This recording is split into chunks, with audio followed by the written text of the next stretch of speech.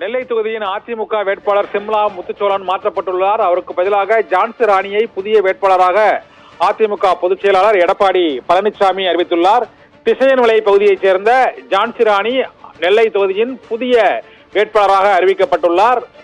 சிம்லா முத்துச்சோழன் வேட்பாளராக அறிவிக்கப்பட்டிருந்த சூழ்நிலையில் அவர் வடசென்னையில் திமுகவின் துணை பொதுச் செயலாளராக இருந்த சர்க்குணபாண்டியனின் மருமகளாக இருந்த சிம்லா முத்துச்சோழன் திமுகவில் இருந்து விலகி அண்மையில் தான் அதிமுகவில் இணைந்திருந்தார். அவருக்கு திருநெல்வேலி மக்களவை தொகுதியில் வேட்பாளராக அறிவிக்கப்பட்டதற்கு அங்கு உள்ளூர் அதிமுக நிர்வாகிகள் எதிர்ப்பு தெரிவித்ததை அடுத்து தற்போது புதிய வேட்பாளராக திசையன்விளை பகுதியைச் சேர்ந்த ஜான்சி ராணி அறிவிக்கப்பட்டிருப்பதாக தகவல் வெளியாகி இருக்கிறது.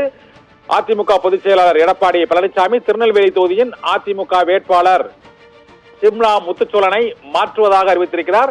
புதிய வேட்பாளராக ஜான்சி ராணி அறிவிக்கப்பட்டுள்ளார்.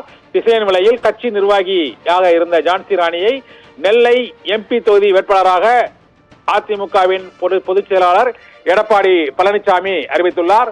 நெல்லை தொகுதியில் அதிமுக வேட்பாளர் மாற்றப்பட்டுள்ளார். சிம்லா முத்துச்சோழனுக்கு பதிலாக ஜான்சி ராணி புதிய வேட்பாளராக அறிவிக்கப்பட்டுள்ளார்.